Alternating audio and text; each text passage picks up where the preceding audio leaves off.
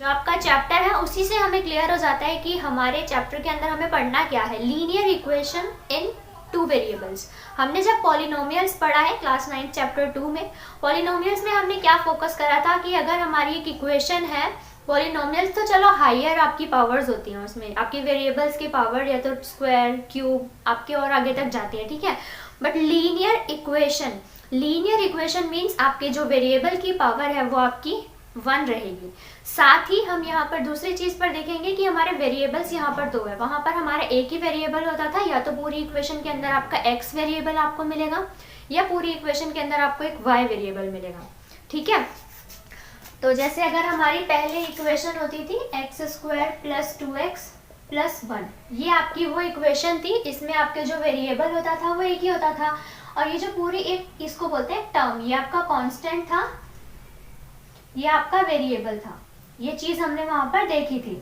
तो हमें इक्वेशन जो थी हमारी पॉलिनोमियल के अंदर, उधर आपकी डिफरेंस सिर्फ इतना था, वो आपकी पावर्स हाईएस्ट होती थी। बट लीनियर इक्वेशन का सीधा सीधा मतलब है कि जो पावर होगी ना आपकी वो सिर्फ 1 होगी, 1 से ज्यादा नहीं होगी।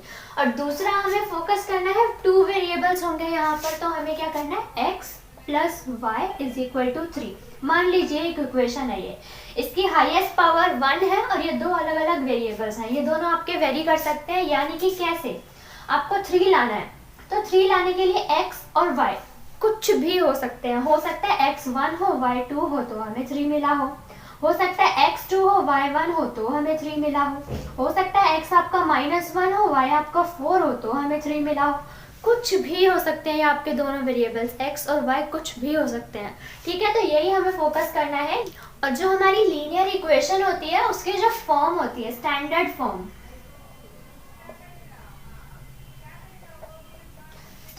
हमारी होती है ax + by + c = 0। ये आपकी एक फॉर्म होती है जिसके अंदर हमारी 2 वेरिएबल्स की इक्वेशन, जो आपकी लीनियर इक्वेशन है, वो हमारी रिप्रेजेंट करी जाती है, यानी कि आप इसको एक बेसिक फॉर्मूला मान सकते हैं। हमें क्या करना है, मान लीजिए हमारे पास एक इक्वेशन है 3x + 4y = 7, ये एक इक्वेशन है और हमें क्वेश्चन दिया है कि आप इसको इस फॉर्म में लेकर आइए, आप इसके स्टैंडर्ड इक्वेशन के फॉर्म में लेकर आइए।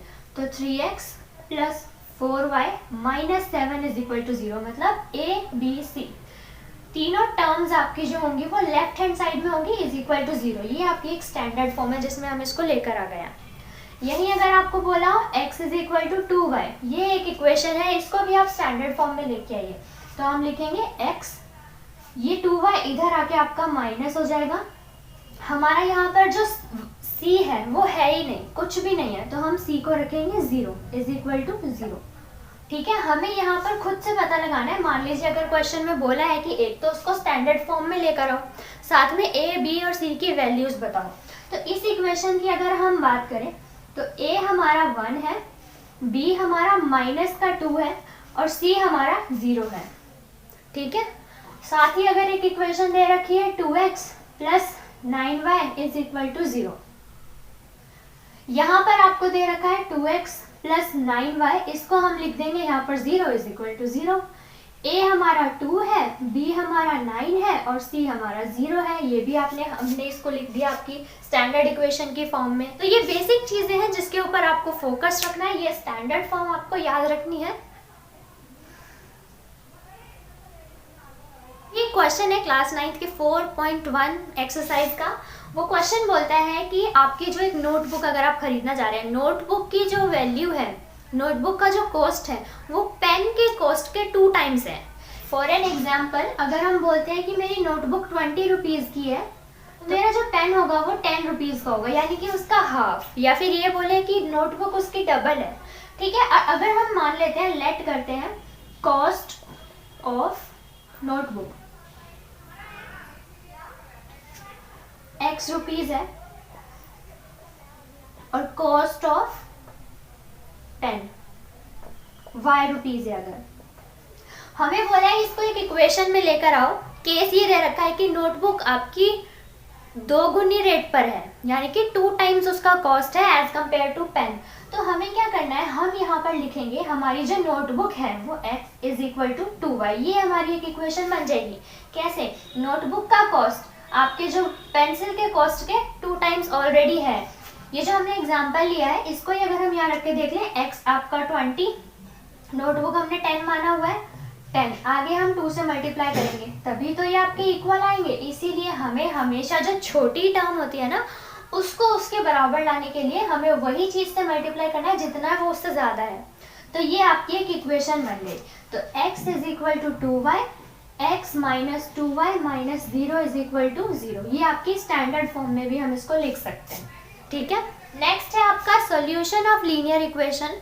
यहाँ पर हमें सॉल्यूशन किसका निकालना है, जो वेरिएबल्स हैं उनका। मान लीजिए अगर एक इक्वेशन है 2x plus Y is equal to 7, ये आपकी इक्वेशन है। हमें इसके अंदर सॉल्यूशन निकालना है, यानी कि x और y की वैल्यूज हमें निकालनी है। तो हम इसके लिए ना अज्यूम करेंगे, लेते हैं for an example. First case हम मानेंगे अगर हम x की वैल्यू को 1 रखते हैं तो y हमारी वैल्यू 5 होगी, तभी ये हमें 7 मिलेगा। कैसे? 2 multiply 1 plus 5 is equal to 7, 2 plus 5 is equal to 7, तो 7 इज इक्वल टू 7 आपका आ गया। सेकेंड केस अगर हम माने, मैं अगर x को 2 रखूंगी तो y को मुझे 3 रखना होगा। तो हम यहाँ पर अगर मैं 2 मल्टीप्लाई 2 करूंगी प्लस 3 करूंगी, आ जाएगा आपका 7। ठीक है, थर्ड केस मान लेते हैं, अगर मैं यहाँ पर x की वैल्यू को 3 रख लेती हूँ तो y मेरा 1 होना चाहिए। तो 2 multiply 3 plus 1 is equal to 7, 6 plus 1 is equal to 7 और 7 is equal to 7 fourth. Next अगर मैं यहाँ पर x की वैल्यू को 4 रखती हूँ तो मेरी y की वैल्यू ज़रूर -1 होनी चाहिए, तभी मैं यहाँ पर 2 multiply 4 minus 1 is equal to 7 ला पाऊंगी।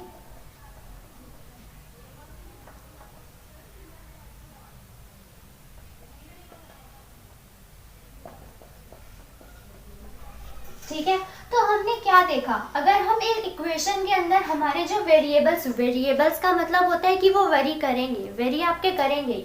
तो हमें अगर क्वेश्चन आ जाता है, आपको एक इक्वेशन दी गई है और बोला है कि सोल्यूशन निकालो इस इक्वेशन के कोई भी चार इसके सोल्यूशन निकालो। निकलने को तो इसके सोल्यूशन इन्फिनिटी निकलेंगे, बट हमें कोई भी 4 निकाल के देखने हैं। अगर हम चाहें तो 5th भी निकाल सकते हैं। हम मान लेते हैं ये हमारी टर्म आगे 5 होगी, हमारा y मान लेंगे, 6 होगी, इसको y को देख लेंगे। हम कुछ भी कर सकते हैं, x की y की कुछ भी वैल्यू इन्फिनिटी नंबर्स में से निकाल के यहाँ पर डाल सकते हैं और इसको सॉल्व कर सकते हैं। एक मैं आपको और एग्जांपल बता देती हूँ। मान लीजिए हमने x को रखा 1/2, तो यहाँ पर मेरा क्या हो जाएगा,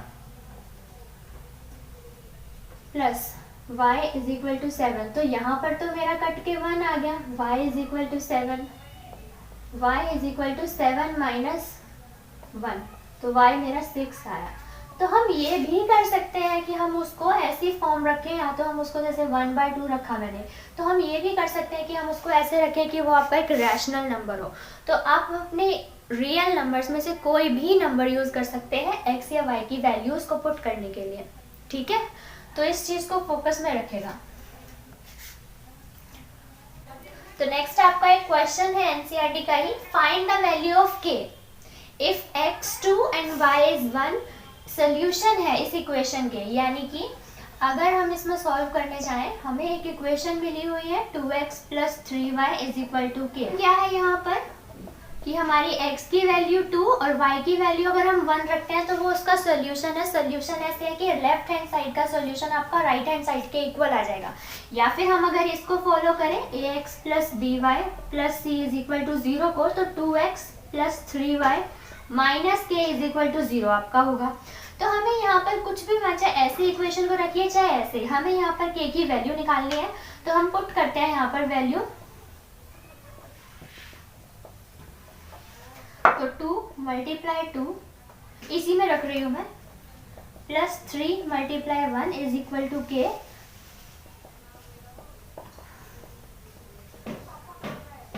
तो आपकी k की वैल्यू आ गई 7। ओके, नोट डाउन कर लीजिए। है ग्राफ बनाना सीखना है हमें, graph of a linear equation in 2 variables. वही इक्वेशन है आपकी 2 वेरिएबल्स, ऐसे मान लीजिए x + y = 4। ये आपकी एक लीनियर इक्वेशन है, 2 वेरिएबल्स है इसके अंदर, हमें इसका ग्राफ बनाना है। तो हम इसके लिए क्या करते हैं, एक बॉक्स बनाते हैं, एक रेक्टेंगुलर बॉक्स बनाते हैं हम, जिधर एक x और दूसरा y हो।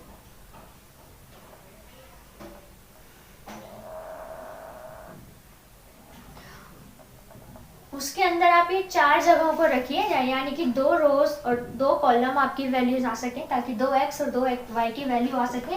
तो पहले हम क्या करेंगे, पुट x = 0। एक बार x को 0 रखेंगे, एक बार y को 0 रखेंगे। x को हम 0 रखेंगे इस इक्वेशन के अंदर, इस इक्वेशन को फर्स्ट मान लेते हैं। तो हमें क्या मिलेगा, 0 + y = 4, यानी कि y हमारा 4 आ गया। जब हमने x की वैल्यू को 0 रखा तो हमें y की वैल्यू 4 मिली। और दूसरा हम करते हैं, पुट y = 0 इन इक्वेशन 1। तो हम क्या करेंगे, इसी इक्वेशन के अंदर x ऐसे ही रहेगा, y की जगह 0 = 4। तो x हमारा 4 आ गया। जब हमने y की जगह पे 0 माना तो हमें x 4 मिला।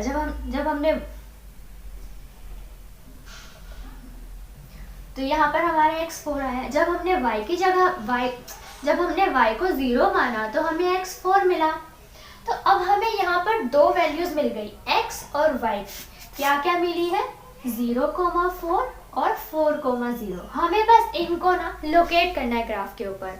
अगर आपने मेरी पिछली वीडियो देखी होगी 3rd चैप्टर की, जिसमें हमने कोऑर्डिनेट ज्योमेट्री पढ़ा है, उसमें हमने ग्राफ बनाना सीखा था, तो आपको बहुत ईजी होगा ये चीज को समझने में भी। तो यहाँ पर हम देखते हैं,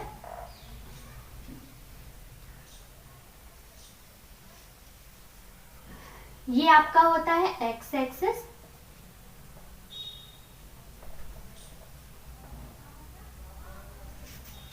ये होता है आपका x एक्सिस, ये आपका होता है y एक्सिस,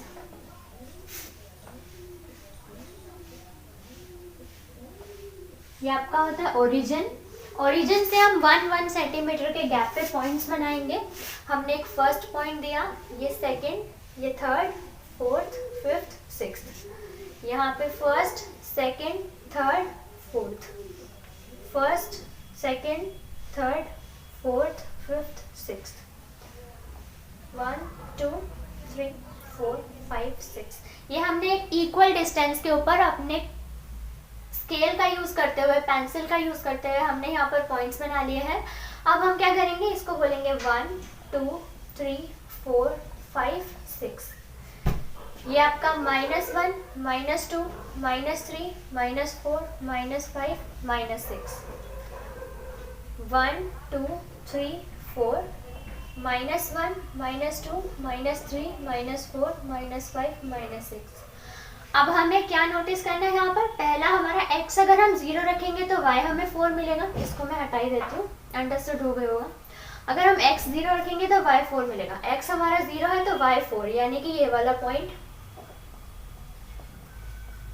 दूसरा है, अगर हम x 4 रखेंगे तो y 0 मिलेगा, x 4 रखेंगे तो y 0 मिलेगा, ये वाला पॉइंट। अब हमें कुछ नहीं करना, अपनी पेंसिल और स्केल का यूज करते हुए इन 2 पॉइंट्स को जोड़ देना है। ये जो पूरी की पूरी आपकी जो लाइन आ रही है ना, ये आपकी लाइन है x + y = 4 की।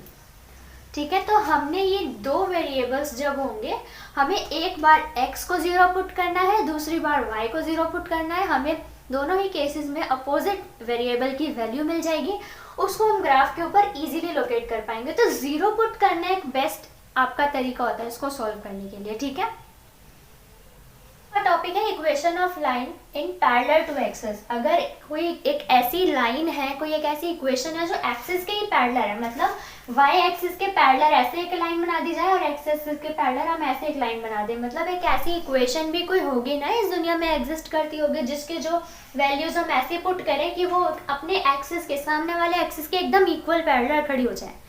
तो मान लीजिए अगर हम x की वैल्यू सिर्फ 3 रखें तो हमारी वो वैल्यू जो होगी, अगर हम x की वैल्यू 3 रख रहे हैं तो ये एक ऐसी इक्वेशन, तो वो एग्जाम्पल, तो ऐसा एक एग्जाम्पल आपका होता है x इज इक्वल टू 3 मान लीजिए, हमने यहाँ पर पॉइंट देखा और ये हमारी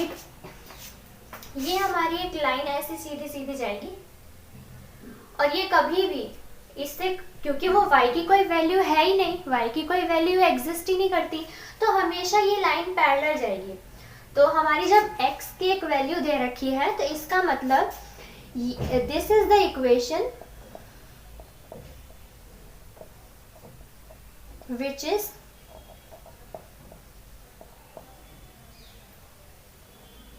parallel to y axis। y अगर हम मान ले, y अगर हमारा 5 है, y की वैल्यू आपकी ये लो 5,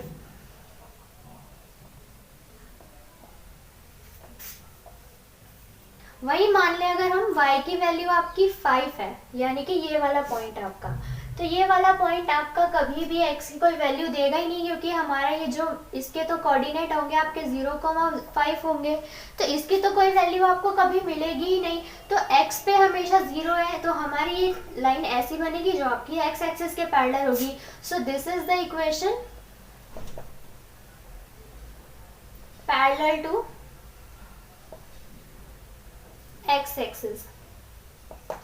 तो हमेशा ये फॉलो करना है हमें कि जब हमारी एक वेरिएबल की वैल्यू हमें पता है और दूसरी वाली आपकी वैल्यू 0 है, इसका मतलब वो दूसरे वाले एक्सिस के पैरेलल होगी। यहाँ पर अगर हमें वही है, दूसरे वाले वेरिएबल की वैल्यू पता है, पहले वाला वेरिएबल 0 है, तो वो आपके पहले वाले वेरिएबल के पैरेलल होगी, क्योंकि वो उससे कभी मिलेगी ही नहीं। ठीक है, तो आपका इस क्लास के अंदर यही था टॉपिक, इस चैप्टर के अंदर इतनी ही चीज़ें थी आपके समझने के लिए। आई होप ये वीडियो आपको अच्छे से आपने पूरी देखी हो और आपको ये सारे के सारे टॉपिक्स, आपको कॉन्सेप्ट्स क्लियर हुए हो।